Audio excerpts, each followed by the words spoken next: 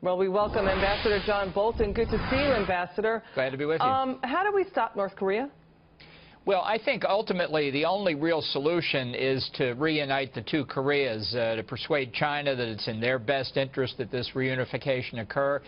We've seen too many examples over the past 25 years where China's played a double game, where they've said, yes, we agree, we don't want North Korea to have a nuclear weapon, but they haven't really put on the pressure that they could. Maybe this time will be different. I know the White House is optimistic, and I hope they're right, but I don't know that we've seen the evidence of it yet. Ambassador, how do we stop a North Korean missile strike? Because Fox News' Brit Hume, he says communist North Korea may be able to attack the U.S. Let's listen.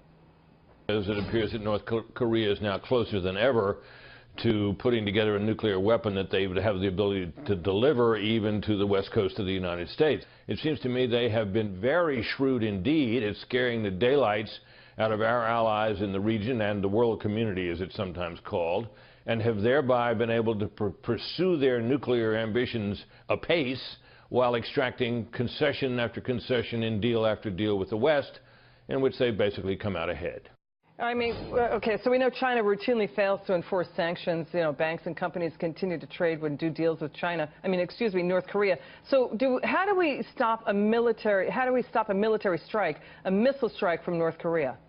Well, if it got to that point, and I think they are getting increasingly close to it, the president would have to consider preemptive military action, because any president's first responsibility is to protect the people of the United States. That could well lead to war on the peninsula, catastrophic collapse of the North Korean government, a lot of innocent civilians in Seoul, South Korea, and elsewhere being killed. That's why, even though time is growing very short, and I mean very short, trying to work out a diplomatic solution with China is important. China has enormous economic leverage on North Korea. It supplies over 90% of North Korea's oil, large amounts of food and other humanitarian supplies. What China's feared, though, is if they apply that pressure, the government will collapse. And the United States will have its troops on the Yalu River. Actually, we don't want our troops on the Yalu River. There's a deal here that if people in China are realistic enough, they will see that it's in their interest. Frankly, we should have started this conversation 10 or 15 years ago. So we're in a race between the diplomacy of reunification, in my view, and a real military threat from North Korea. We have another topic for you, Iran. More provocations from Iran. A U.S. destroyer in the Persian Gulf forced to alter course by an Iranian vessel acting aggressively. Now, a U.S. official telling Fox that the Iranian ship had its weapons manned and came within about 1,000 yards of this U.S. destroyer, harassing the destroyer. This after that report we brought you yesterday, where we learned President Obama was cutting secret side deals in order to get his Iran nuclear deal done.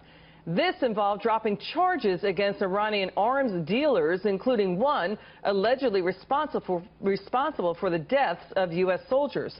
What happens to the Iran nuke deal now, given these revelations about Obama's side deals? Look, I'm not even sure we know all of the side deals yet, or all of the things that were said to Iran, the assurances that were given by Secretary Kerry and President Obama. This deal is a disgrace. It's a diplomatic Waterloo for the United States. I wish President Trump had abrogated it in his inaugural address.